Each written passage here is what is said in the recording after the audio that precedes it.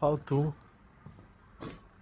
take the electric strut out of for Mondeo mk5. This is the electric strut.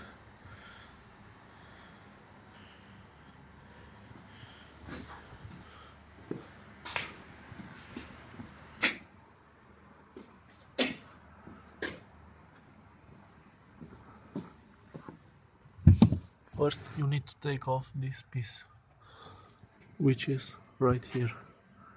This you can pull out also.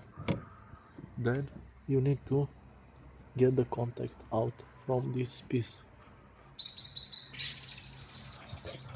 Then you pull out the strut. That's all.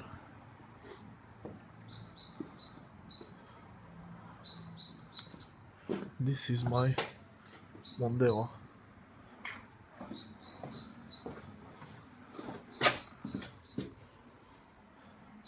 The electric strut is not working anymore and not uplifting the trunk.